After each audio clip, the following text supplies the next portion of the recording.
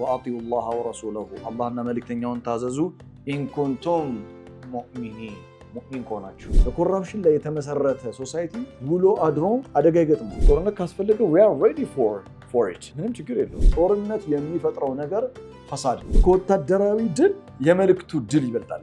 የሰው ልጅ ባለአደራ ነው። ፍትሃዊ የሆነ የኢኮኖሚ ክፍፍል ከሌለ ሰዎች አደራቸውን በልተዋል ማለት። ከድል በኋላ ኢፍትሃዊነት አለ። ሁሉም እኩል መብት አለው። አንዱ በይ ሌላው ባይተዋር። ሁሌ የበይ ተመልካች ሆኖ ህዝብ አይቀይጥም። ሪቮሉሽኖች፣ አመጾች ይነሳሉ። ግን አላሉትም የአላህ መልእክተኛ ሰለላሁ ዐለይሂ ወሰለም እኔ ፍትሃዊ ካልሆንኩኝ ማን ነው ፍትሃዊ? በጥቂት ግለሰቦች ብቻ ሶሳይቲ ውስጥ ሀብት ሰርኩሌት እንዳያደርግ። ባለቤት የሌለው ቤት ይቀርማል። ምን ጊዜ ቤት ባለቤት አይኖረውም?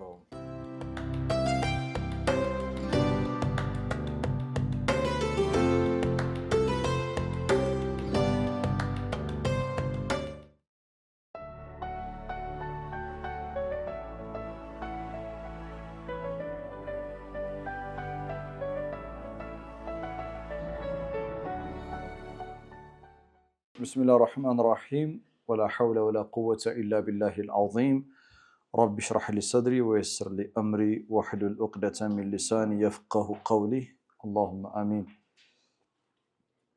سورة الحشر يكاني نغنيالن لاست كلاس لاي ما قطعتم من لينة أو تركتموها قائمة سنة آية سنة حساب أبرارتنا بإذنillah የሚለው ጋር ያቆምናል። بإذنillah በአላህ ፈቃድ። ቁርአን ውስጥ بإذنillah የሚለው ፍሬዝ ወይም ሐረግ ሲመጣ በአላህ ፈቃድ ማለት ከሱረቱል ሐሽር ውጪ ወደፊት ራሱን የቻለ የአላህ መሽያ ምን ማለት ነው፣ بإذنillah ማለት ምን ማለት ነው የሚል ቁርአንን መሰረት አድርገን ጥልቅ የሆነ ውይይት ይኖረናል፣ ጥልቅ የሆነ ማብራሪያ። ለዛሬ ግን በግርድፉ ከርዕሳችን እንዳንወጣ ወታደራዊ እርምጃ ሰሃቦቹ የወሰዱት እርምጃን በተመለከተ ما قطعتم من لينة أو تركتموها قائمة ሰሃቦቹ ወታደራዊ እርምጃ ሲወስዱ የቆረጡት የቴምር ዛፎች አሉ እና ከዛፉ ይልቅ ያወራው ስለ ሊን ነው ብያቸዋለሁ which is very delicious የሆነው part ወይም ዴሊኬት የሆነው ፓርት which is very delicate የሆነው ፓርት ነው አታክ የተደረገው። ያ ደግሞ ወታደራዊ ስትራቴጂ መሆኑን ገልጬላችኋለሁ። ይሄ የሆነው ግን بإذنillah ይሄ የሆነው بإذنillah በአላህ ፈቃድ ነው ማለት በብዙ የቁርአን አውዶች ውስጥ بإذنillah የሚለው ፍቺ የሚከተለውን ይዘት ይኖረዋል። አላህ ካስቀመጠው ህግና ህጋዊ ከሆኑ ፍቃድ ወይም ትዕዛዝ ጋር የሚስማማ ማለት ነው። አሁን አላህ የፈቀደው ነገር ምንድነው? ወታደራዊ እርምጃ ሲወስዱ ተመጣጣኝ የሆነ ወታደራዊ እርምጃ እንዲወስዱ ፍቃድ ሰጥቷቸዋል። ይሄንን ተመጣጣኝ የሆነ ወታደራዊ እርምጃ እንዲወስዱ ፍቃድ ሲሰጥ ግን ጠላት የተባሉት ጠላት ህግና ስርዓት አፍርሶ ነው። ኮንስቲቱሽኑን ቫዮሌት አድርጎ ነው። ህገ መንግስቱን ንዶ ነው። የገባውን ቃል ኪዳን አፍርሶ ነው። የገቡትን ቃል ኪዳን በማፍረሳቸው ከጠላት ጋር በማበራቸው ምክንያት የተወሰደባቸው ወታደራዊ እርምጃ بإذنillah ነው ማለት ነው። አላህ በዘረጋው ህግና ስርዓት ማዕቀፍ ውስጥ ነው ማለት ነው። ምሳሌ ልስጣችሁ። አንዲት ሴት ጸንሳ አርግዛ ትወልዳለች بإذنillah በአላህ ፈቃድ አልኩ። ምን ማለት ነው? ከዛ አላገባች ወንድ አላወቃትም ትወልዳለች بإذنillah አላለም። እንዴት አለ? ምን ማለታችን ነው بإذنillah? እሱ በዘረጋው ህግና ስርዓቱን ምን ካለች ከተከተለች ማለት ነው። እሱ በዘረጋው ህግና ስርዓት ከተከተለች የአላህ ሱና ምንድነው? ልጅ ይሰጣታል። ኦኬ የጽና ሐሳብ። እሺ ከዛስ ስለ አልፋሲቂን ፋሲቅ የሆኑትን ሊመነዳቸው ነው ይላል። ኤኒዌይስ ስለ ፋሲቂን ያነሳል። ፋሲቅ ምን ማለት እንደሆነ ባለፈው ክፍለ ጊዜ ፋሲቅ ማለት ሲምፕሊ ወንጀል የሚሰራ ኃጢያተኛ ማለት ብቻ ሳይሆን the one who steps outside the moral limits established by Allah ብለናል በአላህ የተዘረጋውን ሞራላዊ ህግና ስርዓቱን ከዛ የወጣ ማለት አላህ ከዘረጋው ተፈጥሯዊ ስርዓት የወጣ ፋሲቅ ይባላል እነዚህ ሰዎች የገቡትን ቃል ኪዳን ያፈረሱ ذلك بانهم شاقوا الله ورسوله ስለዚህ ፋሲቂን ናቸው ዋናው ግን በቀል አይደለም it's not revenge right revenge አይደለም በቀል አይደለም አላማው ግፍና በደልን ለማስወገድ ህገ መንግስታዊ ስርዓት ስለጣሱ ተመጣጣኝ የሆነ ወታደራዊ እርምጃ መወሰድ ስላለበት ምክንያቱም እነዚህ አማጽያን ናቸው አምፀዋሉ ከጠላት ጋር አብረዋል so moral code against የሚሆን ሰው there is going to be consequence ይኖራል so ስነ ምግባርን ህግና ስርዓት ስለጣሱ ግዴታ humiliation ያስፈልጋቸዋል ይገባቸዋል ኖታችሁ ላይ በብልሽት ወይም በሙስና ላይ የተገነባ ማህበረሰብ ውሎ አድሮ መረጋጋት ምንለው ሰላም society stabilityያቸው societies built on corruption eventually lose their stability በኮራፕሽን ላይ የተመሰረተ ሶሳይቲ ውሎ አድሮ አደጋ ይገጥማል የበኑ ነዲር ህዝቦች የገጠማቸው ሶሳይቲያቸው ኮራፕትድ የሆነ ሶሳይቲ ስለሆነ ነው ሌላው the relationship between nature and ethics ይላል በተፈጥሮና በህግ መካከል በተፈጥሮና በሞራል በስነ ምግባር መካከል ያሉ ግንኙነቶች በግጭት ወቅት በጦርነት ወቅት ዛፎች መቆረጥ የለባቸውም ያለ አግባብ ተብሏል ቀደም ያ የቆረጣችሁት ሊን delicate የሆነው part بإذنillah ነው በአላህ ፍቃድ ነው ተብሏል ማንቀጣቱ ሚሊነትን አው ተረክቱሙሃ ወታደራዊ እርምጃ የነበረው ያለውን ሁሉ ጥረጉት አይደለም በስና ጄኖሳይድ አይደለም ንብረታቸውን ሁሉ ማውደም አይደለም እሱ ሪቬንጅ ነው በቀል ነው beautifully አያ የምታስተምረው ወታደር ጦርነት ኤቲክስ አለ ዛሬ ራሱ ኢንተርናሽናል ይወራል ኢንተርናሽናል ሎ አለ ዓለም አቀፍ ህግ አለ ጦርነት የራሱ የሆነ ህግና ስርዓት አለው በግጭት በጦርነት ወቅት ከዛፎች ጋር ሊኖረን የሚገባው ግንኙነት ምን መምሰል እንዳለበት መጽሐፉ ካወራ እመነኝ how we gonna deal with conflict ግጭትን እንዴት ነው ዲል የምናደርገው ጦርነት ያው ግድ ነው ተፈጥሯዊ ስለሆነ ማለት ነው كتب عليكم القتال وهو كره لكم አንተ ብትጠላውም ጠላት ጦር ሰብቆ እስከመጣ ድረስ ራስን መከላከል ግዴታ እየመረረም ቢሆን ወደ ጦርነት ይገባል ወደ ጦርነት ሲገባ ግን ጦርነት ስነ ምግባር የሌለው መስክ ተደርጎ መሳል የለበትም ትልቁ ቁም ነገር እዚህ ነው فبإذنillah وليجزي الفاسقين ያለ ትልቁ ፓርት ጦርነት ስነ ምግባር የሌለው መስክ ተደርጎ በፍጹም መታሰብ የለበትም የራሱ የሆኑ ስነ ምግባሮች አሉ በግጭት ወቅት እንኳን ሳይቀር የሰው ልጆች በስነ ምግባር የተሞላ ወሰኖችን ድንበሮችን እንዳያልፉ ህግና ስርዓትን ያበጃል ማለት ነው ቁርአን ውስጥ ሱረቱ ነምል ምዕራፍ 27 ላይ ከሱረቱ አሽርን ፖዝ እናደርግና ጦርነት የራሱ የሆነ ስነ ምግባር እንዳለው ለማየት ካስፈለገን አንድ ነገር ልንገራችሁ war አንዴ ከተጀመረ በኋላ it's very hard to control ማድረግ በጣም ከባድ ነው ጦርነቱን ያስነሱ ሰዎች ራሳቸው ጦርነቱን ለመቆጣጠር በሚያዳግታቸው መልኩ ሊፋፋም ይችላል ሲቪሊያንስ ንጹህ ዜጎች ይጠቃሉ ንብረት ይወድማል ይሄ የገባት አርቆ ሐሳቢ የሆነች መሪ ሴት ቁርአኑ ሱረቱ ነምል ምዕራፍ 27 ላይ ኖታችሁ ላይ አለ ከቁጥር 34 እስከ 35 ገጽ 23 ማለት ነው ሱለይማን አለይሂ ሰላም ደብዳቤ ላከላት ኪታቡን ከሪም ብላ ትገልጸዋለች መጽሐፉን ደብዳቤውን ኪታቡን ከሪም ውብ የሆነ የተከበረ የሆነ ደብዳቤ ነው የተከበረ የሆነ መጽሐፍ ነው ትላለች ታን አንብባ ስትጨርስ አልመለእ ተብለው የሚጠሩ መኳንንቶቿን ጀነራሎቿን ሰብስባ ደስ ይላል በጣም ባይዘው መኳንንቶቿን ጀነራሎቿን ሰብስባ ታማክራቸዋለች እኔ እንደዚህ አይነት ደብዳቤ ደርሶኛል እና ደብዳቤው ላይ ያለው መሰረታዊ ሐሳብ አላ ተዕሉ ዐለየ ወእቱኒ ሙስሊሚን ይላል። ሁለት ኦፕሽን ነው የሰጠው። አላ ተዕሉ ዐለየ በእኔ ላይ do not advance on me militarily ወታደራዊ አድቫንስመንት በእኔ ላይ እንዳታደርጉ፣ ወታደራችሁን ወደ እኔ አድቫንስ እንዳታደርጉ። አንድ ወእቱኒ ሙስሊሚን ሰላማዊ ሆናችሁ ወደ እኔ ነው። ዲፕሎማቲክ የሆነ ሪሌሽንሽፕ እንዲኖራቸው ነው ሱሌማን ትእዛዝ የሰጠው ደብዳቤው ላይ ገለጸው። ደብዳቤውን አንብባ ስትጨርስ አማከረቻቸው እና የእሷ መለዎች ወይም ደግሞ መኳንንቶች ጀነራሎች war ነው ያሉት፣ ጦርነት።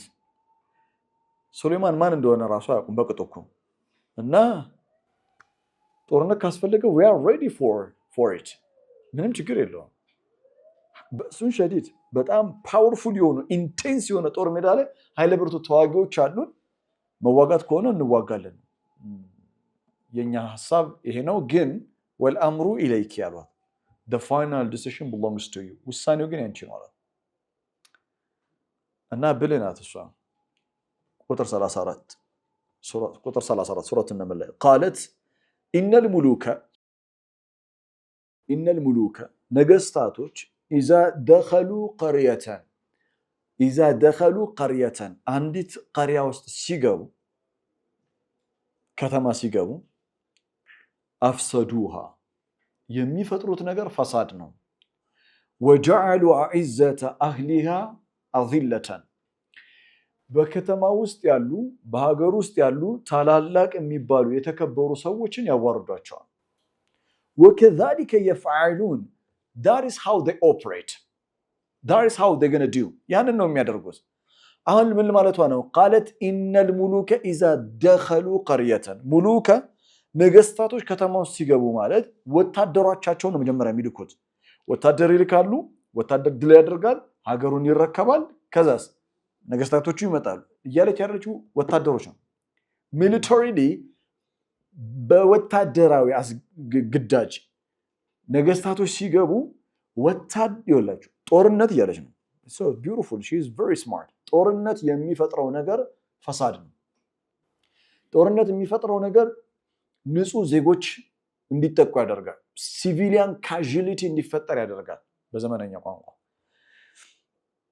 በሀገሪቷ ውስጥ የተከበሩ የነበሩ ህዝቦች ወይም ደግሞ ግለሰቦች ወራዳ እንዲሆኑ ያደርጋል።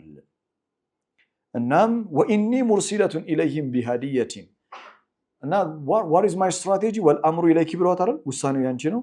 ኦኬ እኔ የሚታይ ነገር ከጦርነት ይልቅ ዲፕሎማሲያዊ ግንኙነት፣ ከጦርነት ይልቅ በንግግር ብንፈታው። ስለዚህ እሱ ደብዳቤ ልኳል፣ እኔ ስጦታ ልካለሁ አለች። ፈናዚረቱን ቢማ የርጅዑል ሙርሰሉን መልእክተኞች ሙርሰሉን ያለቻቸው አምባሳደርስ ማለት ነው። አምባሳደሮቹ ይዘውት የሚመጡትን ሚሴጅ ከዛ በኋላ ጠብቃለሁ አለች። እና በጣም የሚገርመው ነገር ጀነራሎቹ ጉዳዩን በጦርነት ለመፍታት ነበር የፈለጉት። እሷ ግን ጦርነት የሚፈጥረውን አደጋ የተረዳች ናት። የጦርነትን አሰቃቂነት የተገነዘበች ናት። ጦርነት ምንም እንኳን ኤቲክስ ሊኖረው ይገባል ብሎ ቁርአን በተደጋጋሚ ቢያስተምርም ጦርነት ኤቲክስ ሊኖረው የሚገባ መስክ መሆኑ ቢታወቅም ዋንስ ጦርነት ውስጥ ከተገባ በኋላ ግን it's very hard to control it ለመቆጣጠር በጣም አደገኛ ነው። ስለዚህ ፈሳድ እንዳይፈጠር وكذلك يفعلون የሚለው ነገር እንዳይፈጠር በዲፕሎማሲያዊ መንገድ ችግሮችን መፍታት በቅድሚያ የተሻለ ነው የሚል ጥበብ የተሞላበት አመራር ታያላችሁ። ተሳክቶላታል። በስተመጨረሻ ተሳክቶላታል። የውመን ሚነል አያም አንድ ቀን በጥልቀት እናያታለን። በጥልቀት ልትጠና የሚገባት እንስት ናት። ስፔሻሊ ሊደርሺፕን በተመለከተ የአምስተኛው አንቀጽ ከቀደሙት አንቀጾች ጋር ያለው ትስስር ይላል። ያው የሱራዋ የመጀመሪያው አያ በተስቢህ ነው የሚጀምረው። ማለትም the entire universe law of existence ስርዓት ጠብቆ የሚጓዝ ነው። ሁለተኛው አያ ታሪካዊ ማፈናቀልን በተመለከተ ታሪካዊውን ማፈናቀል ወይም ሐሽርን በተመለከተ ታስቃኘናለች። ወለዚ አخرج الذين كفروا من اهل الكتاب من ديارهم لاول الحشر። ሶስተኛ አልጀላ የሚባለው actual remove መጨረሻ ላይ ምድራዊ መዘዝ ይዞ የመጣው ያጠፉት ጥፋት ምድራዊ ውጤቱ አልጀላ ተብሎ ይጠራል ከሀገር ተባሮ መሄድ ነው worldly consequence ነው ምድራዊ ቅጣታቸው ነው አንቀጽ 4 ላይ ስንመጣ ሪዝኑን ነገረን ذلك بانهم شاقوا الله ورسوله ومن يشاق الله فان الله شديد العقاب አምስተኛው አያ ላይ ስንመጣ ወታደራዊ እርምጃ እንኳን ሲወሰድ በስነ ምግባር የተሞላ መሆን መቻል አለበት how the ayats are connected each other አረን በጣም ቢዩቲፉሊ እንደፈለገ human genocide ያገኘውን ሁሉ እንዲጠርግ እንዲጨርስ እንዲጨፈጭፍ አይፈቅድለትም ሶ ቁርአን የፈለገው ምንድነው ክስተቱን ለምን እንደተከሰተ ብቻ ሳይሆን እንደ አማኝኛ በዚህ ክስተት ውስጥ ጠባያችንን መግራት አለብን ስነ ምግባራችንን መቅረጽ አለብን ለምን እንደተፈጸመ ብቻ ሳይሆን የሚነግር ታሪኩ ከዚህ ታሪክ ዩኒቨርሳል ፕሪንሲፕል ወስደን ጦርነት ቢኖር ወይ ደግሞ ሐቅን የማስመለስ ትግል ቢኖር በሞራል በስነ ምግባር የታጠረ መሆን እንዳለበት የሚያሳይ ነው ከዛ ወደ ስድስተኛው አያ እንመጣለን ዛሬ የስድስተኛው አያ ላይ መንደርደሪያ ሐሳብ ሰጣችኋለሁ ቁርአን ውስጥ የምርኮ ገንዘብን በተመለከተ ሶስት ቃላቶች እናገኛለን ሶስት ቃላቶች አሉ አንደኛው አንፋል ነው ሁለተኛው ገኒማ ነው ሶስተኛው ፈይ ነው ሶስት ቃላቶች አሉ ስድስተኛውን አያ ለመረዳት እንደ መንደርደሪያ ሐሳብ ልሰጣችሁ ነው ኢስላም ከመምጣቱ በፊት አረቦች ዘንዳ የነበረው ስፔሻሊ ቁረይሾች ዘንዳም የነበረው ህግ የጦር ምርኮን ክፍፍል በተመለከተ መጀመሪያ they don't have unified የሆነ ሚሊተሪ የላቸው ማለት ወጥ የሆነ ወታደራዊ ስርዓት የላቸው ኢታማዦር ዙር ያለው ኢታማዦር ያለው ጠቅላይ ኢታማዦር ያለው በተዋረድ ጀነራል ያለው ብርጋዴር ጀነራል ያለው አሁን የምናውቀው የጦር ስርዓት ሰንሰለቱን የጠበቀ ዩኒፋይድ የሆነ ሚሊተሪ ስርዓት የላቸው ምንድነው ያላቸው ጠላት ከወረረ ወይም ጠላትን ለማጥቃት ከፈለጉ ሁሉም በጦርነቱ የሚሳተፉ የጦር ስንቃቸውን ለጦርነት የሚያስፈልጋቸውን መሳሪያ እና መጓጓዣ ራሳቸው ነው የሚያዘጋጁት ያ ማለት ወደ ጦር ሜዳ የሚሄድ አንድ አንድ ግለሰብ ወይም አንድ አረብ የራሱን ፈረስ ነው የሚጠቀመው የራሱን ወይ ግመል ነው የሚጠቀመው ስንቁ ከራሱ ነው ኦፍ ኮርስ ነፍሱ ከራሱ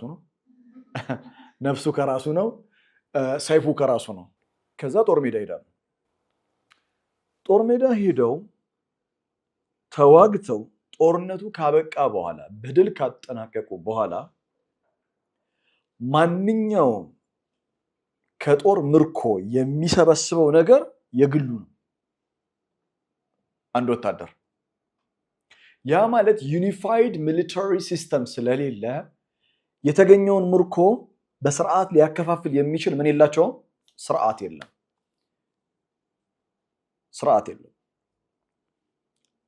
ለዛ ይሄ ስርዓት ስለተለመደ ሮጠ ሄደ ጉልበት ካለ ከጦርነቱ በኋላ ላይ አቅም ካለ የምትይዘው ወርቅ ያንተ ነው ግመል ያንተ ነው ይሄ በሰሃቦቹ ማይንድ ሴት ውስጥ ነው ያለው this is their culture ባህላቸው ይሄ ነው ለመጀመሪያ ጊዜ በእስልምና ታሪክ ውስጥ የበድር ጦርነት ዘመቻ ላይ ተሳተፉ 300 ምናምን የሚሆኑ ሰሃቦች ጦርነቱን ተሳትፈው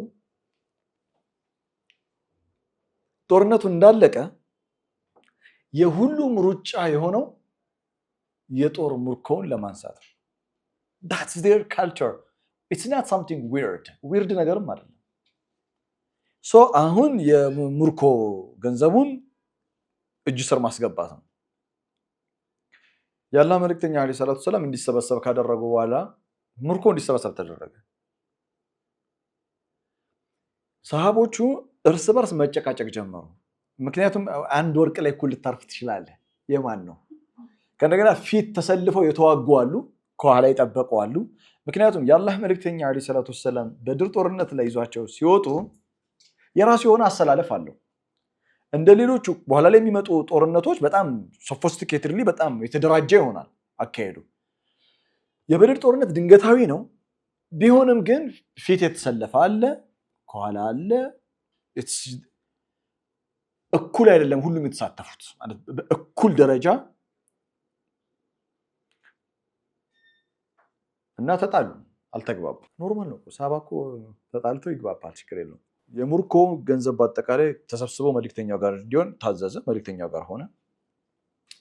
ከዛ ቁርአን አያወረደ ሱረቱል አንፋል። ፐርሰናሊ በጣም ከምወዳቸው የቁርአን ሱራዎች መካከል አንዷ ናት ሱረቱል አንፋል። ሶ ቢዩቲፉል ናት።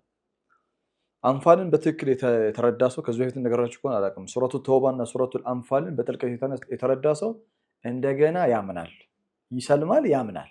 what is Islamic cause? Islamic cause ማለት ምን ማለት ነው የሚለውን መረዳት ሰው ከፈለገ just ሱረቱ ተውባ እና ሱረቱል አንፋልን ኢን ዴፕዝ ማጥናት አለበት። የውመን ሚነል አያም ኢንሻአላህ አንድ ቀን።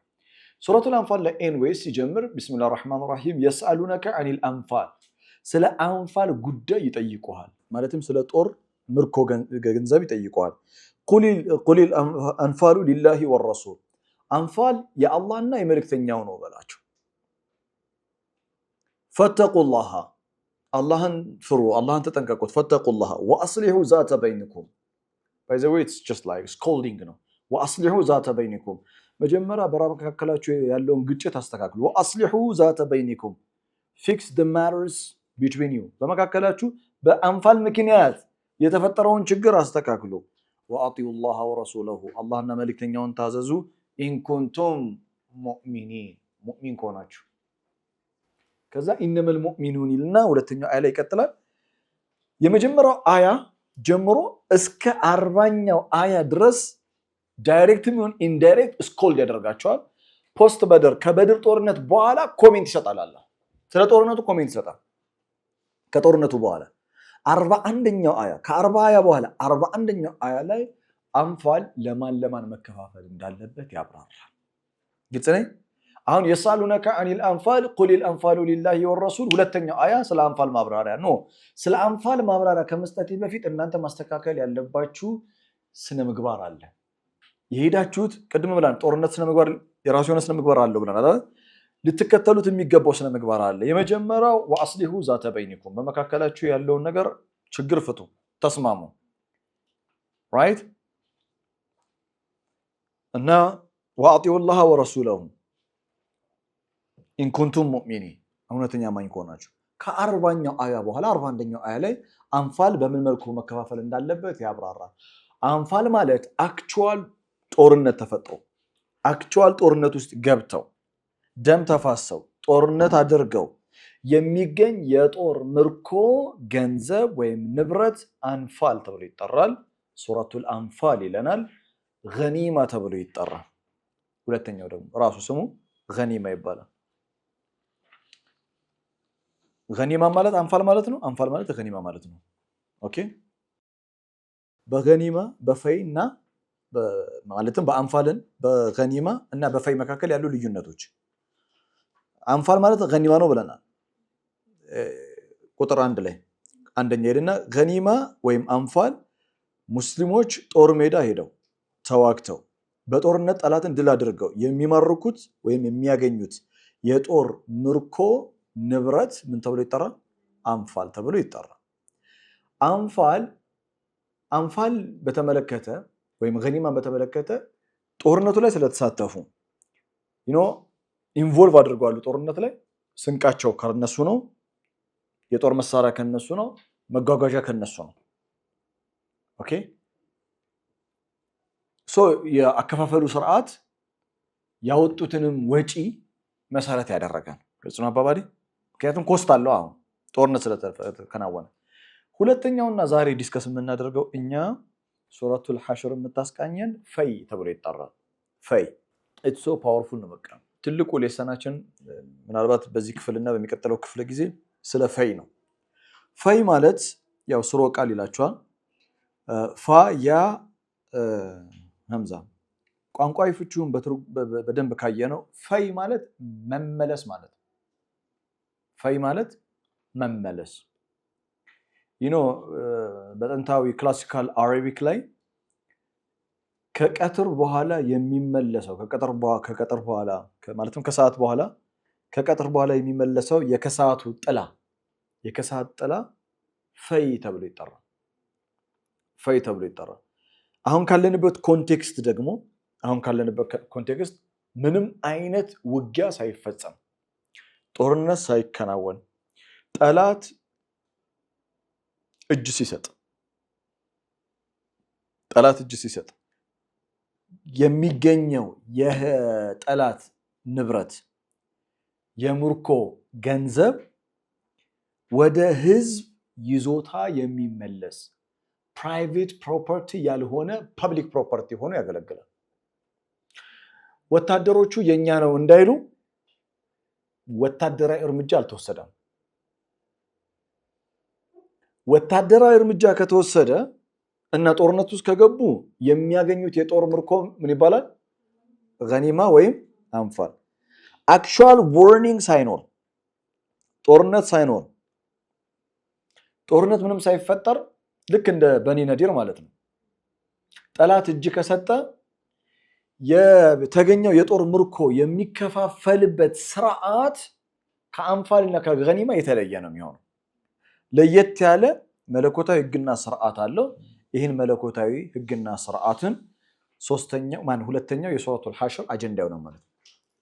ሁለተኛው የሱረቱል ሐሽር አጀንዳ ሴክሽን 2 መጀመሪያ አያውን እናነባለን። ስድስተኛው አያ ወማ አፋ አላሁ ዐላ ረሱሊሂ ሚንሁም ከእነርሱም ማለትም ከገንዘብ ማለት ነው በመልእክተኛው ላይ አላህ የመለሰው ፈይ የተመለሰ ንብረት ነው ብያለዋል። ፕሮፐርቲ ፈይን በደንብ እናብራራለን። ፈማ አውጀፍቱም ዐለይሂ ሚን ኸይሊን ምንም አይነት ፈረሶች ወላ ሪካቢን ፈረሶችም ሆነ ግመሎችን አላስጋለባችሁ ማለት ፈረስ ጋልባችሁ ግመል ላይ ወጣችሁ ያደረጋችሁት ምንም አይነት ጦርነት የለም። ነገር ግን ወላኪን አላህ ዩሰሊጡ ሩሱለሁ ዐላ መን የሻ መልእክተኞቹን አላህ ዐላ መን የሻ በሻው ላይ ስልጣን እንዲኖራቸው ያደርጋል። ምን ማለት እንደሆነ እናብራራለን። ወላሁ ዐላ ኩሊ ሸይን ቀዲር አላህ በሁሉ ነገር ላይ ቻይ ነው። ወማ አፋ አላሁ ዐላ ረሱሊሂ ሚንሁም ከንብረት ከበኒ ነድር ከንብረት አላህ ወደ መልእክተኛው የመለሰው እናንተ ምንም አይነት ፈማ አውጀፍቱም ዐለይሂ ሚን ኸይሊን ወላ ሪካቢን ፈረስም ይሁን ግመልም ይሁን ሳትጋልቡ ማለትም ጦር አክቹዋል ዋርኒንግ ሳይፈጠር የተገኘውን ፈይ አላህ ወደ መልእክተኛው መልሶታል ይላል።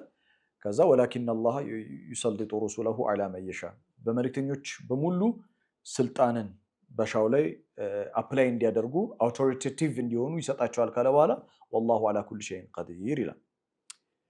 ስድስተኛው አያ ፈይ እንዴት መከፋፈል እንዳለበት ታብራራለች። አንድ ሁለተኛ ኢኮኖሚካል ጀስቲስ ፍትሃዊ የሆነ የኢኮኖሚ ክፍፍልን ታስቃኛለች። ምን አለፋችሁ the Quranic philosophy of macro economy የቁርአን የማክሮ ኢኮኖሚ ፍልስፍናውን ምን እንደሚመስል ታስቃኛናለች። በመጀመሪያ ይህ የኢኮኖሚ ድንጋጌ ለምን ያስፈልጋል? ማለትም ፈይ ኖታችሁ ላይ እንዲላል ይህች አንቀጽ ዘላቂ የሆነ የኢኮኖሚ መርሆችን ትደነግጋለች። ዘላቂ የሆነ ነው በወቅቱ ብቻ የሚሆን ሳይሆን ዘላቂ የሆነ የኢኮኖሚ መርሆና ታገለግላለች። የአንድ ሰው የግል ወታደራዊ ልፋት ሳይታከልበት ሀብት ወደ ማህበረሰቡ የሚገባ ከሆነ ያ ሀብት የማህበረሰቡ እንጂ የግለሰቦች አይደለም። አሁን አንፋል ከፈይ የሚለየው አንፋል ላይ መስዋዕትነት ከፍለዋል አይደል? ፈይ ምንም አይነት መስዋዕትነት አልከፈሉም። ምንም አይነት መስዋዕትነት ሳይከፈልበት የመጣ ንብረትና መስዋዕት ተከፍሎበት የመጣ ንብረት ክፍፍሉ እኩል ሊሆን አይገባም። እኩል ከሆነ ተመሳሳይ ከሆነ ምን የለም ማለት ነው? ፍትህ የለም ማለት ነው። ኢኮኖሚያዊ ፍትህ የለም ማለት ነው።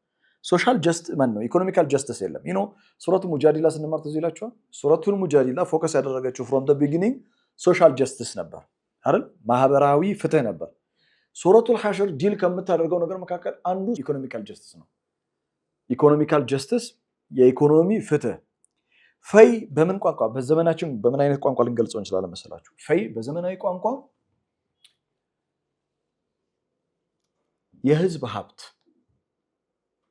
ፕራይቬት ፕሮፐርቲ ያልሆነ የግል ንብረት ያልሆነ ፐብሊክ ፕሮፐርቲ የህዝብ ንብረት ወይም ስቴት ሪሶርስ ተብሎ የሚጠሩት የመንግስት ንብረቶች ናቹራል ሪሶርስስ ተፈጥሯዊ ሀብት ልንላቸው እንችላለን። ባለቤት የሌለው መንግስት አንዳንድ ጊዜ ሲናገር ሰምታችሁ ከሆነ በሚዲያ ባለቤት የሌለው ንብረቶች ይገኛል አይደል? ባለቤት የሌለው ቤት ይገርማል እኮ እንዴት ቤት ባለቤት አይኖረውም? ለማንኛውም አንዳንድ ቤቶች አሉ እንትን የላቸውም ባለቤት የላቸውም። እና የተተወ ንብረት አባንደንድ ፕሮፐርቲስ የሚመለሱት ወደ ህዝብ ይዞታ ነው። ለህዝብ ገቢ የሚደረጉ የሀገር ንብረት ተብለው ፐብሊክ አሴትስ ተብለው የሚቆጠሩ ነገሮች በቁርአን ቋንቋ ምን ተብሎ ይገለጻል? ፈይ ተብሎ ይጠራል። ወደ ህዝብ ንብረትነት ይዞታው የሚመለስ ማለት ነው። ያ ማለት በኒ ነዲሮች ትተውት የሄዱት ማንኛውም ንብረትነቱ የማን ነው? የህዝብ ነው። ይዞታው የህዝብ ነው። ንብረትነቱ የህዝብ ከሆነ ማንም መጥቶ የማይቀራመተው ራሱን የቻለ ህግና ስርዓት አለው። በኮንስቲቱሽናል በሚቀመጠው ህገ መንግስታዊ ስርዓት አከፋፈል ስርዓት ምን ይሆናል ማለት ነው? እንደ ደረጃው ለህዝብ እንዲደርስ ይደረጋል። ይህ ስርዓት ፈይ ተብሎ የሚጠራው ስርዓት እኩል ይሆናል ኢኮኖሚካል ጀስቲስ ይሆናል። ዋናው መርህ ምን መሰላችሁ? የፈይ ዋናው መርህ እንዲህ አይነቱ ሀብት እንዲህ አይነት ሪሶርስ such wealth እንደዚህ አይነት ሀብት should serve the society as a whole ማህበረሰብን ሁሉ ሊያገለግል የሚገባ እንጂ በጥቂት ግለሰቦች በጥቂት ሰዎች ብቻ የሚሽከረከር መሆን የለበትም። ወላኪን ነገር ግን ይላል ወላኪን አላህ ዩሰሊጡ ሩሱለሁ እና ሩሱሎች አላ መየሻ ማለት እስናት ሆነ ሊአባውት ስለ ወታደራዊ ቪክቶሪ እያወራ ስለሆነ መልእክተኞችን አላህ በሚሻው ላይ አውቶሪቴቲቭ እንዲሆኑ ያደርጋቸዋል፣ ስልጣን ይሰጣቸዋል። ማለት እስናት ሆነ ሊአባውት ሚሊታሪ ቪክቶሪ ወታደራዊ የሆነ ድል ብቻ ማለት አለው። እንደውም ከወታደራዊ ድል የመልእክቱ ድል ይበልጣል እኮ የሪሳላው ድል ማለት ነው። ይህ ሐሳብ ዝም ብሎ ስለ ወታደራዊ ድል ብቻ የሚያወራ አይደለም ካለ በኋላ አስፈላጊ የሆኑ መስፈርቶችና ሁኔታዎች በሚሟሉበት ጊዜ የአላህ ተባረከ ወተዓላ ታሪካዊ ህጎች ሂስቶሪካል ሎውስ የምንለው መልእክተኞች ፍትህን እንዲያሰፍኑ ለቀድ አርሰልና ሩሱሉና ቢልበይናት ወአንዘልና ማዕሁም ልኪታብ ወልሚዛን ሊየቁመ ናሱ ቢልቅስት ሱረቱል ሐዲድ ምዕራፍ 57 ቁጥር 25 ላይ መልእክተኞች ሊየቁመ ናሱ ቢልቅስት በሰዎች መካከል በፍትህ እንዲያስተዳድሩ ነው የተላኩት። በፍትህ እንዲያስተዳድሩ በሰዎች መካከል ሲላኩ የመልእክተኞቹ ሚሴጅ አውቶሪቴቲቭ ይሆናል ሰዎች ላይ ህዝብ ላይ። መልእክተኞች ፍትህን እንዲያሰፍኑ የህዝብን ጉዳዮች በትክክል እንዲያስተዳድሩላቸው ምን ይሰጣቸዋል ማለት ነው? ፓወር ይሰጣቸዋል ማለት ነው። ይሄ ፓወር የበለጠ የታየው ከሙሳ በኋላ በሞራል ሲቪላይዜሽንን በመገንባት የሞራል ስልጣኔ በመገንባት ሶሳይቲ ሲቪላይዜሽንን በመገንባት የማህበረሰብ ስልጣኔ በመገንባት ላይ ሌሎች ነቢያቶች ተጫውተዋል። ኢብራሂም ይህን ሚና ተጫውተዋል። ሉጥ ይህን ሚና ተጫውተዋል። ሙከራ አድርገዋል። by the end of the day ጀስቲስን ስታብሊሽ ለማድረግ ፍትህን ለማስፈን ግዴታ አንድ ነገር ያስፈልጋል። ፓወር ምን ያስፈልጋል? ፓወር ያስፈልጋል። ፍትህን ለማስፈን ፓወር ያስፈልጋል። ፓወር ስለሚያስፈልግ ለመጀመሪያ ጊዜ ቂታል የመጣው በማን ስቶሪ ነው? በሙሳ ታሪክ ውስጥ ነው። ከዛ በፊት ያለው ግን መልእክተኞች ሌሎችን የሚያሸንፉት ህዝቡ ጋር በሚደርሱት ምንድነው ሜሴጅ ነው። ወማ ዐለ ረሱሊ ኢላ አልበላግ ሙቢን ወማ ዐለይና ኢላ አልበላግ ሙቢን እንደሚሉት ሱረቱ ያሲን ላይ ኦኬ ወላኪን አላህ ዩሰልጡ ሩሱለሁ ዐላ መን የሻ ካለ በኋላ ወላሁ ዐላ ኩሊ ሸይን ቀዲር። እሺ አላህ በሁሉ ነገር ላይ ቻይ ነው። ሊንጉስቲካል ኦብዘርቬሽን ፈይ ለሚለው ግስ የተሰጠው ጥንቃቄ የተሞላበት አጠቃቀም የሚያሳየን አንድ ወሳኝ ነገር አለ። እዚህ ቦታ ላይ ገኒማ አልተባለም አንፋል አልተባለም የተባለው ፈይ ነው። ምክንያቱም there is a concept behind every single word انا قلت لكم هذا الامر مرارا አይደል ለግሜ ነገርኳችሁ ነገር ከቃላት ጀርባ ምን አለ እሳቢ አለ። ፈይ በመሰረቱ አሁን ወማ አፋ አላሁ ዐላ ረሱሊሂ አላህ ወደ መልእክተኛው የመለሰው ምን የህዝብ ንብረት የህዝብ ይዞታ አይደል አላህን የመለሰው። ፈይ በመሰረቱ ያላህ ነው። አንፋልም ባይዘው ያላህ ነው።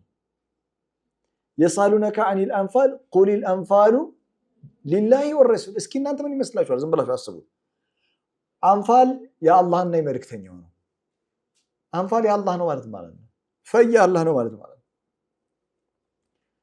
Does God really need material? والله غني عن العالمين هذا معروف. So يا الله في يا الله ነው ማለት ማንኛውም ንብረት ወሊላሂ ሙልኩ السماوات والارض ወሊላሂ ማ ፊ السماوات ወማ ፊ الارض በሰማይ በምድር ያለው የእርሱ ነው፣ ንግስናው የእሱ ነው። የሰው ልጅ ባላደራ ነው። وأنفقوا مما جعلكم مستخلفين فيه مستخلفين فيه እናንተ ጋራ በጊዜያዊ አደራነት አላህ ካስቀመጠው ርዝቅ ለሌሎች ስጡ ይላል። ለዛ ነው ቁርአን ኦቨር ኤንድ ኦቨር ስጡ አይደለም እኮ የሚለው አንፊቁ ሚማ ረዘቀኩም አይደል አላህ ከሰጣችሁ ርዝቅ ስጡ ነው። ፈይ መሰረቱ የአላህ ነው። ምክንያቱም the entire resource የማን ስለሆነ አንፋልም የአላህ ነው። ሶ ፈይ በመሰረቱ የአላህ ንብረት ነው ማለት የሰው ልጆች ባለአደራ ናቸው።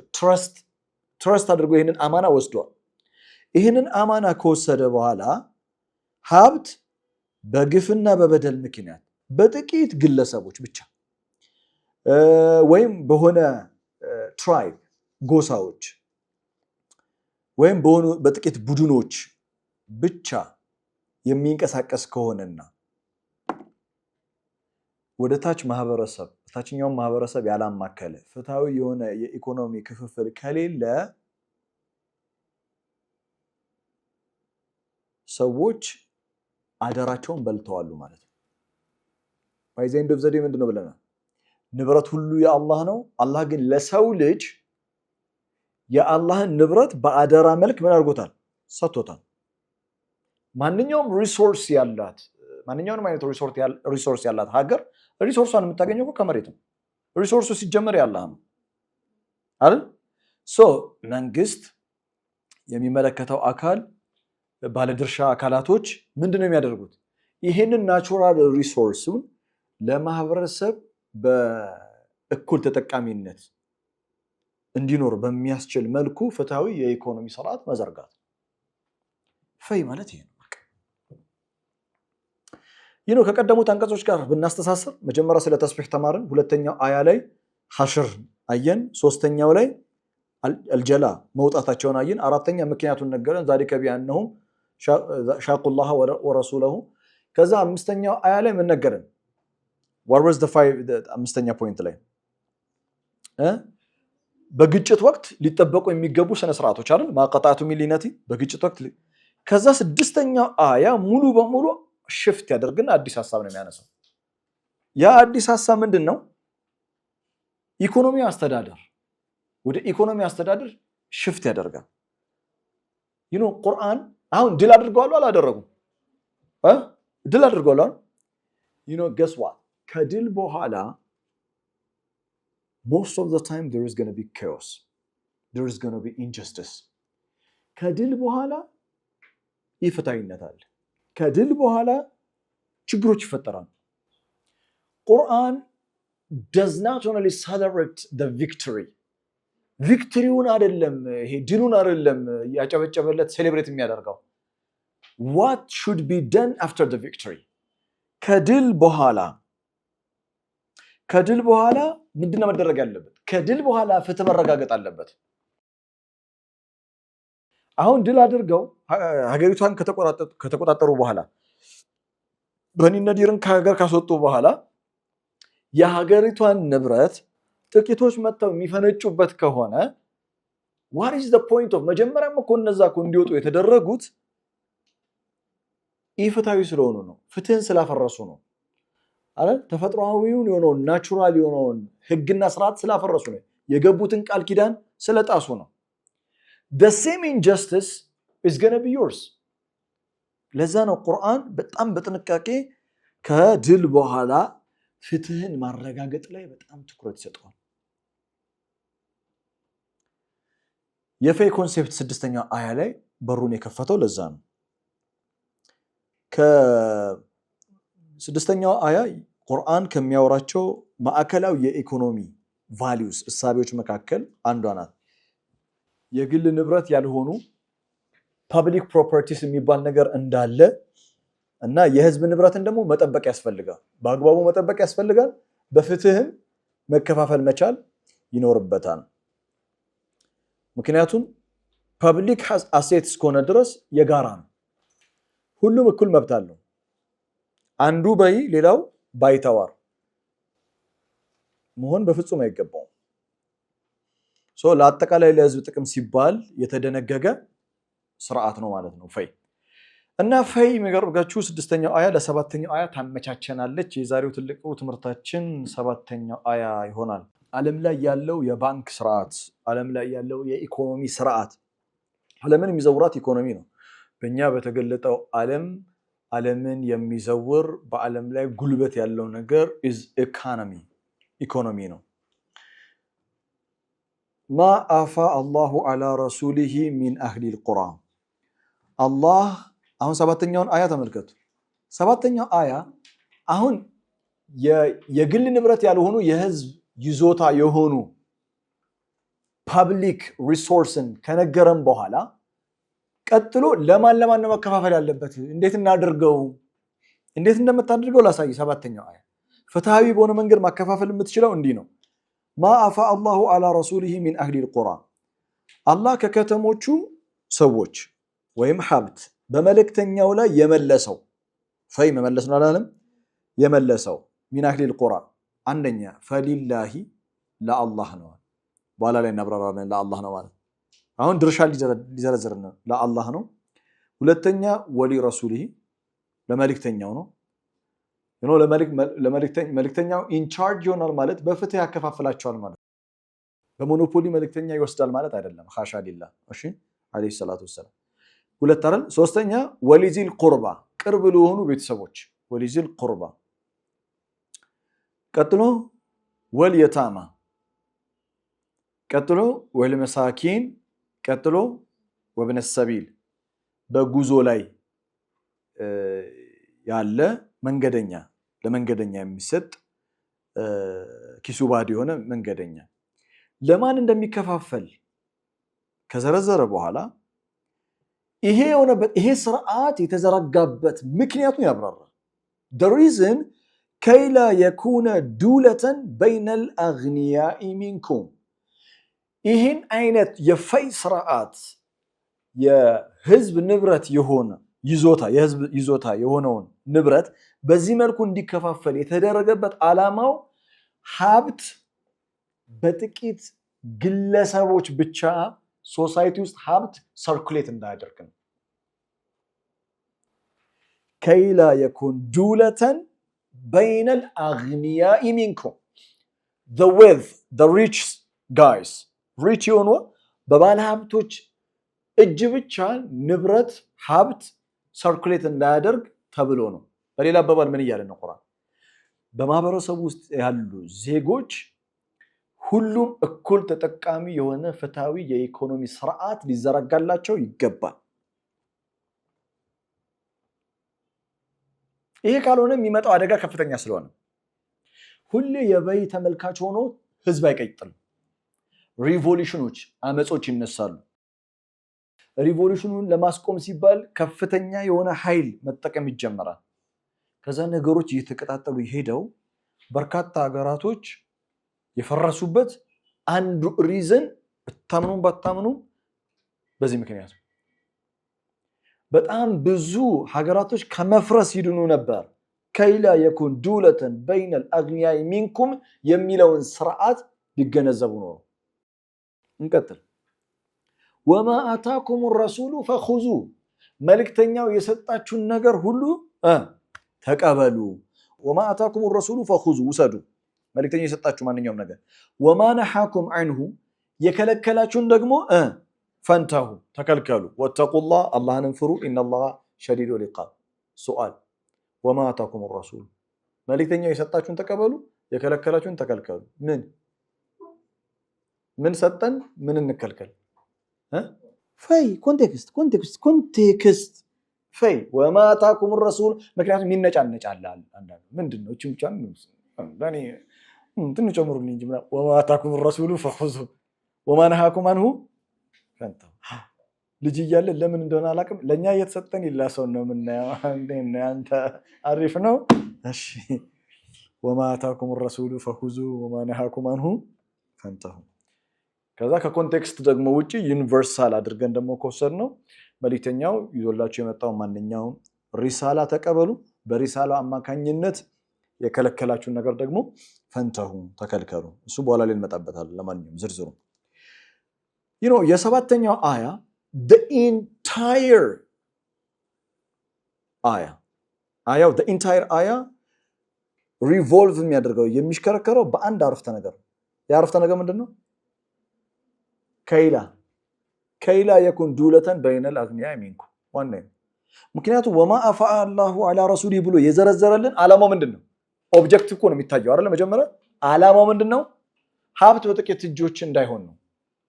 በሌላ አባባል ምንድነው? ሁሉም ዜጎች ፍትሃዊ የሆነ የኢኮኖሚ እንትን እንዲኖራቸው ነው፣ ክፍፍል እንዲኖራቸው ነው፣ ተሳትፎ እንዲኖራቸው ነው። እሺ መላው አያ በዚህ ሐሳብ ውስጥ የሚሽከረከር ነው። ሀብቱ ከእናንተ ዘንድ በሀብታሞች መካከል ብቻ ሰርኩሌት እንዳያደርግ ነው። እሺ this is the constitutional principle ኢኮኖሚ ሲስተምን በተመለከተ ቁርአን የሚዘረጋው ፕሪንሲፕል ነው ይሄ። አሁን ጥያቄው ፈይ ተገኝቷል። ስድስተኛው አያ አይደል? ፈይ ተገኘ። ይሄን ፈይ ምን እናድርገው? እንዴት እናካፍለው? ምክንያቱም ፈይ ከገኒማ ይለያል ተብሏል። ኦኬ የምትካፈለው በዚህ መልኩ ነው እና የሚካፈሉት ሰዎች ደግሞ እነዚህ ናቸው። history turns into economy whether you believe it or not, right? ታሪክ ነበር እየነገረ ነበረው how history turns into economy። ያንን የታሪክ ክስተት እንዴት የኢኮኖሚ ፕሪንሲፕል ከዛ መውሰድ እንደሚቻል እየነገረ right?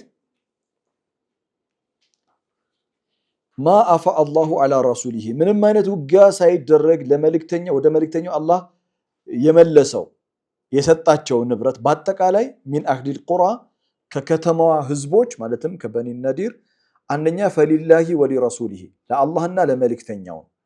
ለአላህ ነው ማለት ያው ሀብት እንዴት ለአላህ ሊሆን ይችላል? ማቴሪያል ኒድ የለውም ጌታ። ምንድነው ታዲያ የተፈለገበት ከተባለ ባጭር ቋንቋ የአላህ ነው ማለት የህዝብ አደራ ነው። ሪሶርስ አላህ ያዘጋጀው ለማን? ለኛ ነው አይደል? የህዝብ አደራ ፐብሊክ ትረስት ነው። ፐብሊክ ትረስት ደግሞ ማንኛውም መሪ፣ ማንኛውም ጎሳ፣ ማንኛውም ባለስልጣን አላህ ያዘጋጀውን ለሰው ልጆች ያዘጋጀውን ሪሶርስ በብቸኝነት ባለቤትነት መጠቀም አይገባው። ለምን? ሁሉም ባለድርሻ አካል ነው። ሁሉም የሚገባውን የሐቁን መውሰድ መቻል አለበት። ፈሊላሂ ወሊረሱሊሂ ለአላህ ነው ማለት አላህ ለሰዎች የሰጠው ሪሶርስ ፈይን ጨምሮ እንትን ነው ትረስት ነው። ይህም ፐብሊክ ትረስት በአግባቡ ሁሉም በእኩል ሊጠቀመው ይገባል። ይህንን ስርዓት የሚዘረጋ ህዝብን የሚያስተዳድር አካል ምን እያለው ነው? ሁሉም ተጠቃሚ ሊሆን የሚችልበትን የኢኮኖሚ ስርዓት መዘርጋት ይኖርበታል። ወሊረሱሊሂ ለመልእክተኛው ነው ማለት ነው። ወሊረሱሊሂ ለመልእክተኛው በጣም በዛ ያለ የተለየ ሰጣቸዋል ማለት ነው አይደለም። በኋላ ላይ ወሊረሱሊሂ ካለም በኋላ ላይ ምንድን ነው የሚለው? እዛው አያ ላይ ወማ አታኩም ረሱሉ ፈኹዙ ምን ፈይ አይደለ? ወሊረሱሊሂ ማለት በበላይነት ኢንቻርጅ ሆኖ ፈይን የሚያከፋፍለው ፐብሊክ ትረስቱን ፕሌይ አውት የሚጫወተው ሚናውን የሚጫወተው ማን ነው? መልእክተኛው። ምክንያቱም አድሚኒስትሬሽን ያስፈልጋል። ለዛ ነው የአላህ መልእክተኛ ዓለይሂ ሰላቱ ወሰላም መካ በነበሩበት ጊዜ ሲገነቡት የነበረው ሲቪላይዜሽን ሞራል ሲቪላይዜሽን ነው። ፊጥረት አላህ ለቲ ፈጠረ ናሰ ዓለይሃ ዛሊከ ዲኑል ቀይም አይደለ? ፍጥራን ነበር፣ ሞራል ሲቪላይዜሽን ነው። ለቀድ ኸለቅና ልኢንሳነ ፊ አሕሰኒ ተቅዊም። ወደ መዲና ከሄዱ በኋላ በተውሂድ የታነጸው ሞራሊቲው የተዋበው ማህበረሰብ ሞራሊ ሲቪላይዝድ የሆነ ሶሳይቲ ተፈጥሯል መዲና ላይ። በሞራል በአኽላቅ የተገነባ ማህበረሰብ ከተፈጠረ በኋላ ይህን ማህበረሰብ አድሚኒስትሬሽን ያስፈልገዋል፣ አስተዳደር ያስፈልገዋል፣ ስርዓት ያስፈልገዋል። አሁን ወታደር አለው አይደል እንዴ? ወታደሩ ፈይ ሲያገኝ በምን መልኩ ይከፋፈላል? አንፋር ሲሆን በምን መልኩ ይከፋፈላል? አሁን አድሚኒስትሬሽናል ስርዓት ተበጅቶለታል ማለት ነው። መልእክተኛው ኢንቻርጅ ይሆናል አድሚኒስትሬሽኑን በበላይነት በመውሰድ ማለት ነው። ኖታችሁ ምን ይላል? መልእክተኛው ዓለይሂ ሰላቱ ወሰላም የህዝቡ ወይም የማህበረሰቡ መሪ በመሆናቸው ይህንን የህዝብ ሀብት ምን ያደርጉታል? ያስተዳድሩታል። ይህ ማለት ግን ሀብቱ የእሳቸው የግል ንብረት ሆኗል ማለት አይደለም። አማና ነው።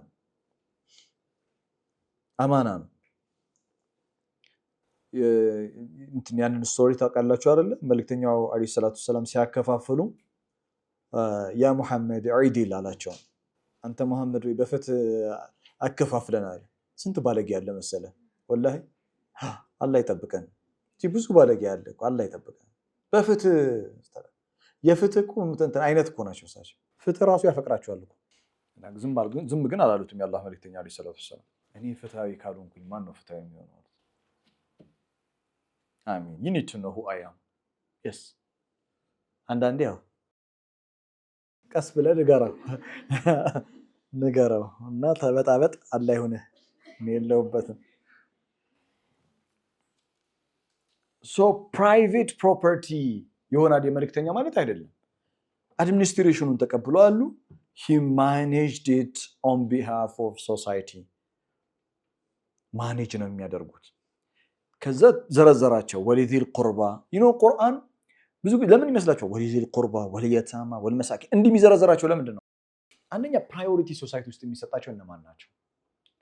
ቅድሚያ የሚሰጣቸው ኢቭን ማህበረሰብ ውስጥ ያሉ ችግሮች ቅድሚያ ሊቀረፉ የሚገቡት የትኞቹ ናቸው?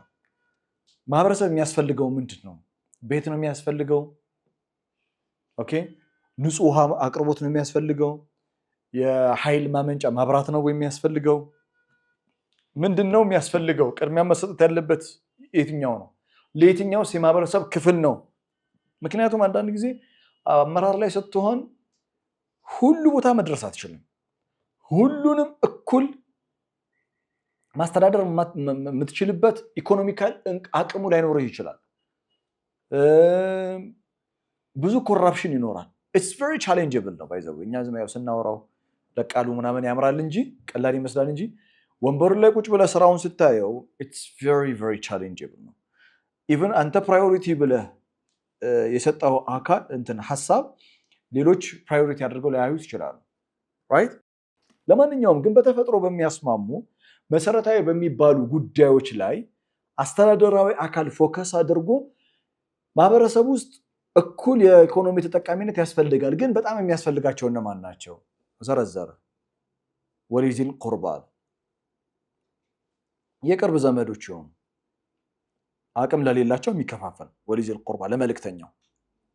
ምክንያቱም መልእክተኛው ወሊዚል ቁርባ ቅርብ የሆኑ ቤተሰቦቹን ረግጦ መሄድ አይገባው።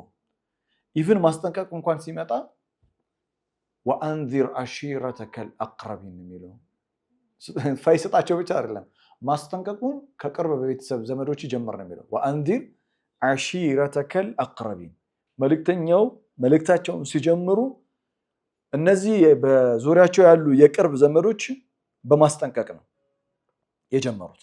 ወአንዚር አሺረተከል አቅረቢን። ልክ እንደዚሁ ፈይስ ታከፋፍል ወሊዚል ቁርባ።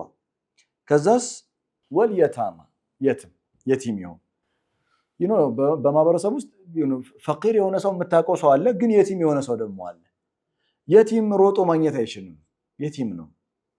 ቅድሚያ ላይ ፈርስት ቲንግስ ፈርስት። ኦኬ ፕራዮሪቲ የሚሰጣቸውን ነገር ማወቅ አለብን።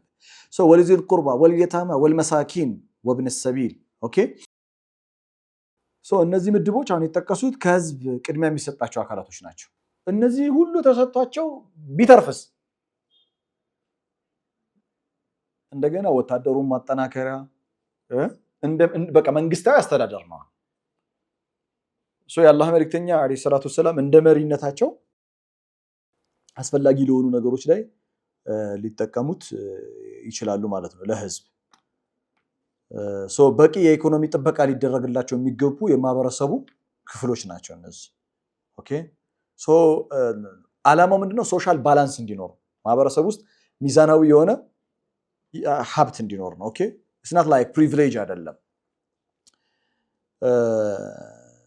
መልካም ከይላ የኩን ዱለተን በይነል አግኒያ ሚንኩም የሚለውን እኔ ያው የሰው ልጅ እኮ ብዙ ሊቸግረው አይገባም ነበር። መሰረታዊ የሆነ ነገር እኮ ሰው ሊቸግረው አይገባም። ሱረቱ ካፍ ጁምዓ አልሐምዱሊላሂ الذي انزل على عبده الكتاب ولم يجعل له عوجا that's really great።